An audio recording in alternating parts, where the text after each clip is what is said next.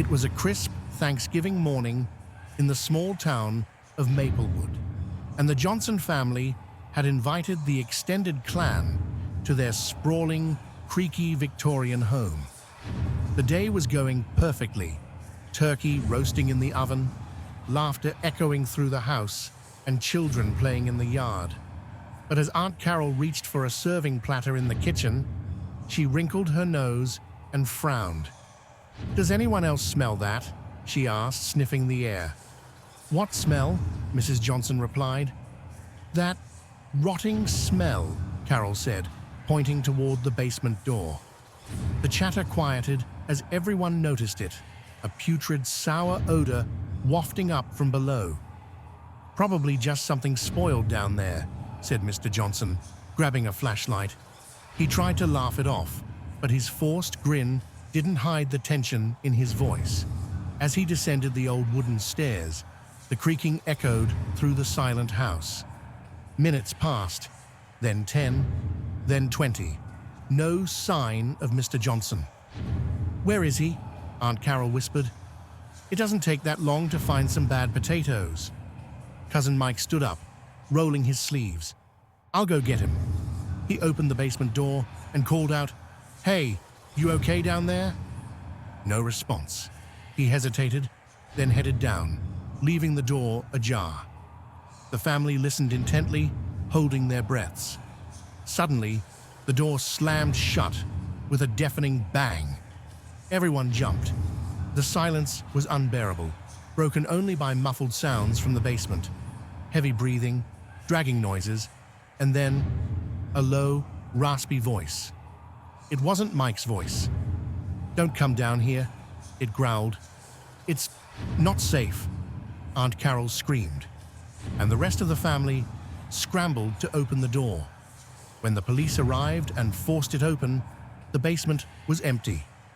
No Mr. Johnson, no Mike, no sign of a struggle, except for a long, freshly dug trench in the dirt floor, as if something or someone had been buried there recently. The Johnsons sold the house a week later, but locals say the place isn't truly empty. Every Thanksgiving night, neighbors report hearing voices rising from the basement, low, raspy, and unrelenting.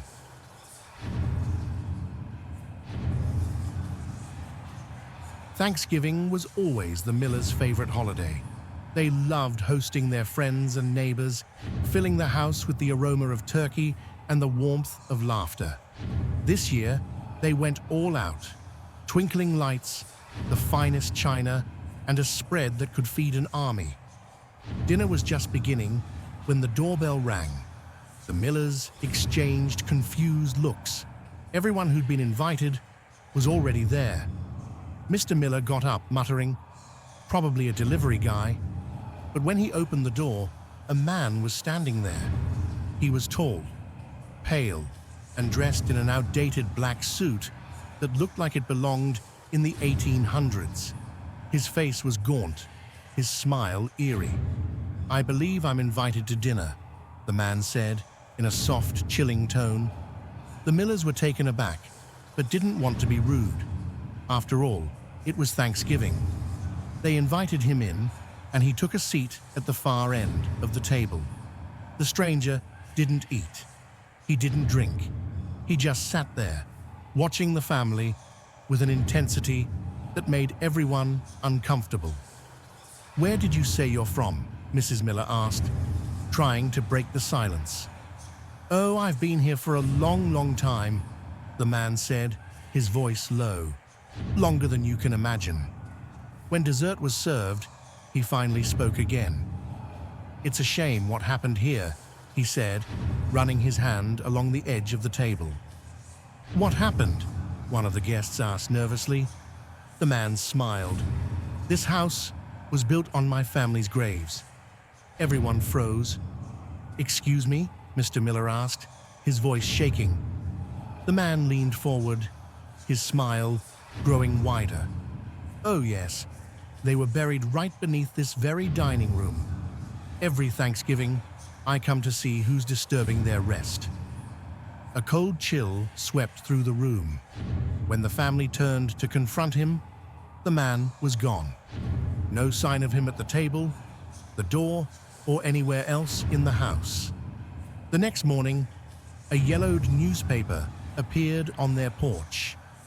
It told the story of a family from the 1800s who had been murdered on Thanksgiving night, on the very land where the miller's home now stood.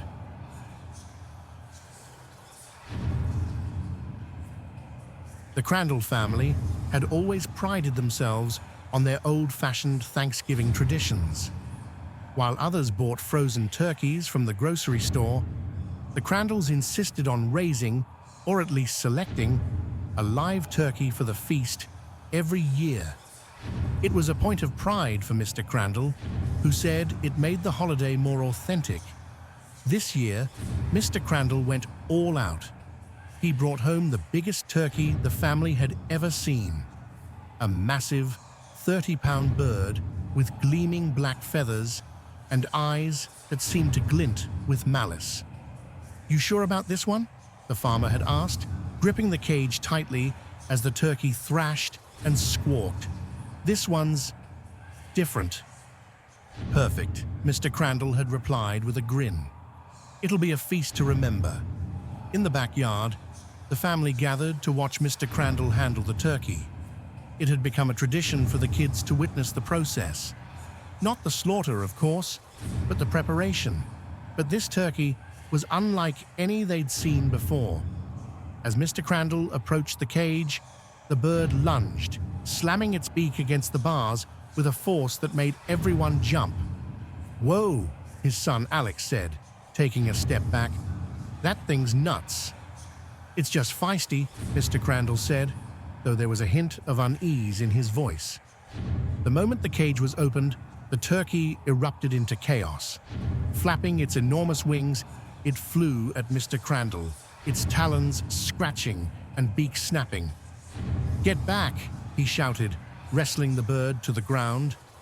For nearly an hour, the family watched as Mr. Crandall battled the bird, his shirt torn and his face dripping with sweat.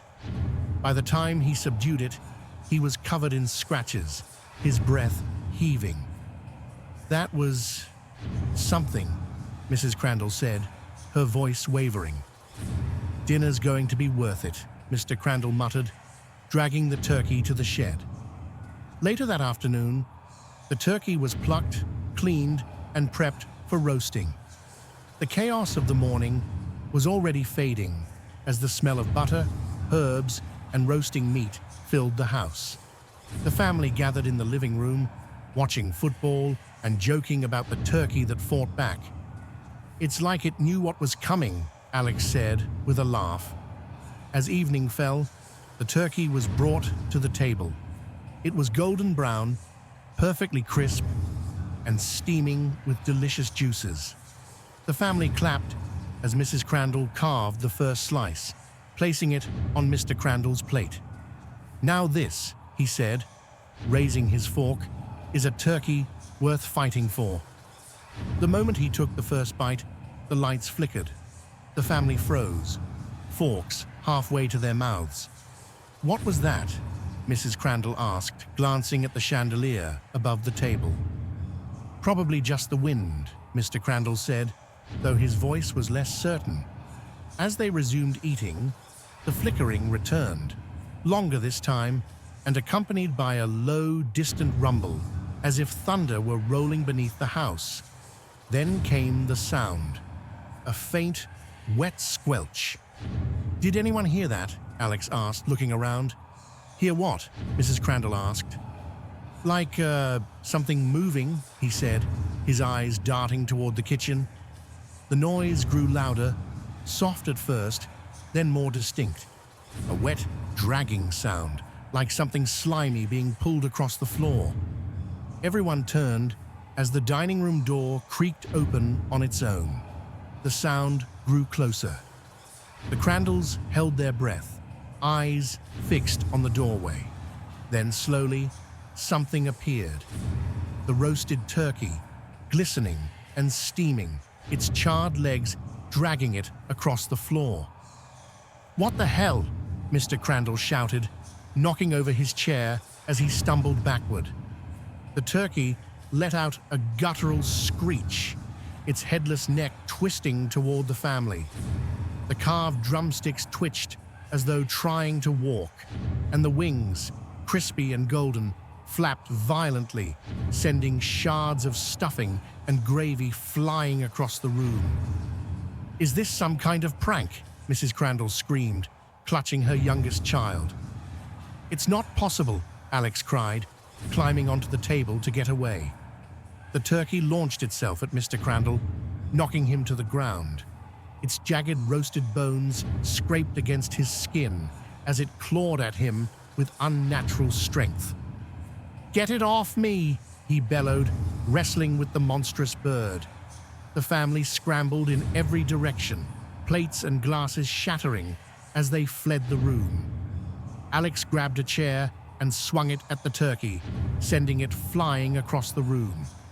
The turkey hit the wall with a sickening thud, but immediately scrambled to its feet, growling louder than ever. "Get out of the house," Mr. Crandall roared.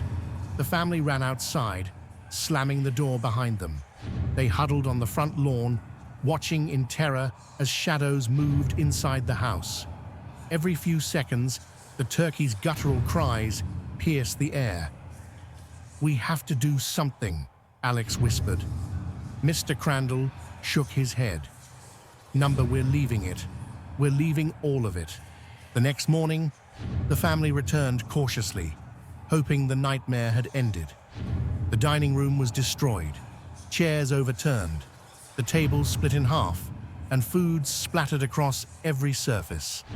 But there was no sign of the turkey. Mr. Crandall disposed of the remains of the meal and boarded up the house, refusing to talk about what had happened. To this day, the Crandalls never eat turkey on Thanksgiving or any other day, and though they've moved to a new home, they swear they can still hear the faint sound of flapping wings every year on Thanksgiving night.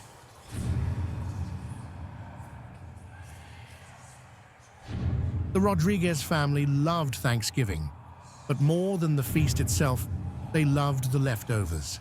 Turkey sandwiches stacked high, bowls of stuffing, mashed potatoes swimming in gravy. It was a tradition to feast on the remnants for days after the holiday. This year, their fridge was packed to the brim, and the family couldn't wait to dig in again. The day after Thanksgiving, the family gathered around the kitchen table, laughing and piling their plates with turkey and cranberry sauce. Grandma Rodriguez, the matriarch of the family and the heart of their celebrations, was the first to take a bite of her famous turkey sandwich. It happened quickly. One moment, she was biting into her sandwich, and the next, she started coughing violently. "Grandma, are you okay?" Maria, the youngest of the family, asked, her small hand reaching out. Grandma waved her off, coughing harder, her face turning red. Then her eyes widened in terror. She clawed at her throat, trying to speak, but only gurgling noises came out. "Call 911, Maria's father shouted, knocking over his chair as he rushed to help. By the time the paramedics arrived, Grandma was unresponsive.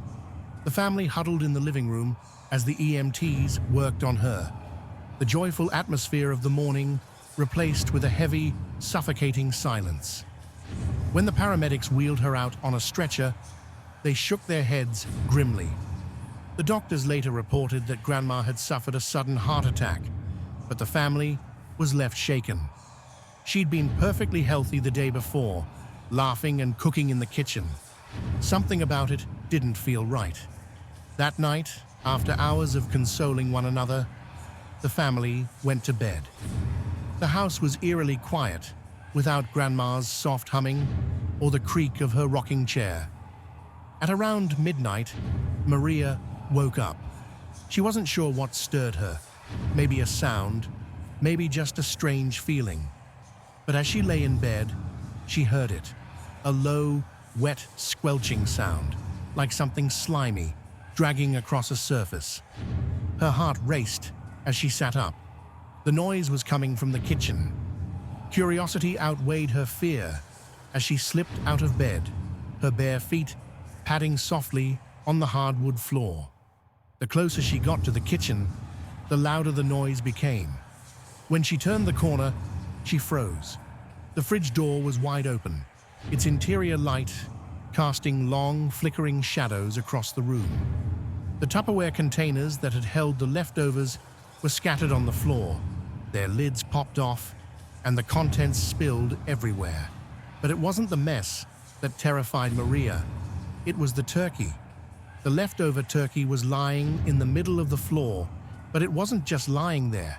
It was moving. Its cold, slimy flesh pulsed and quivered as though it had a heartbeat. The carved drumsticks twitched. A wet, guttural growl emanated from deep within the bird's chest cavity, sending shivers down Maria's spine. Her breath caught in her throat as the turkey turned toward her. "Impossible," she whispered, her voice barely audible. The turkey lurched forward, dragging itself across the floor with a grotesque squelching sound. Its skin glistened under the fridge light, parts of it blackened and charred from the oven, others still raw and pink. Maria screamed, stumbling backward and falling to the ground. The noise woke her parents, who ran downstairs. "Maria, what's wrong?" her father shouted, flicking on the kitchen light. The moment the light flooded the room, the turkey stopped moving. It lay there, lifeless, just a pile of cold meat and bones. "Maria, what happened?" her mother asked, pulling her into her arms. "It was alive," Maria sobbed, pointing at the turkey. "It was crawling. It growled at me." Her parents exchanged worried glances. Her father knelt down, picking up the remains of the turkey. "Sweetheart, it's just leftovers. You probably had a bad dream." But Maria knew what she saw. The next morning, the family decided to get rid of the leftovers. No one wanted to touch the turkey, but Maria's father wrapped it in trash bags and hauled it to the curb. He returned to the house, washing his hands with an almost obsessive urgency, muttering about how strange everything had been. But when Maria's mother opened the fridge later that day, her scream echoed through the house. The turkey was back, sitting on the middle shelf, perfectly intact, as though it had never been removed. "What the hell is going on?" her father whispered, backing away from the fridge. That night, the family gathered in the living room, too afraid to sleep. Every creak and groan of the house made them jump. The fridge sat in the kitchen, humming softly, its contents untouched. At exactly midnight, the squelching sounds began again. This time, the entire family heard it. They huddled together as the sound grew louder and louder. Suddenly, the fridge door slammed open, and the turkey came slithering out, dragging itself across the floor like a monstrous, living thing. Its growls were louder now, more guttural, almost as if it was laughing. The family didn't wait to see what would happen next. They ran from the house, piling into their car and driving away without looking back. To this day, the Rodriguezes refuse to speak about what happened that Thanksgiving. They moved out of the house shortly after and have never celebrated Thanksgiving again. The house still stands, but neighbors report strange noises coming from inside every year around Thanksgiving. Low growls, the slamming of doors, and the faint, unmistakable smell of turkey. Don't forget to subscribe and click on that like button. Also, leave a comment down below and let us know which of our stories is your favorite. Until next time.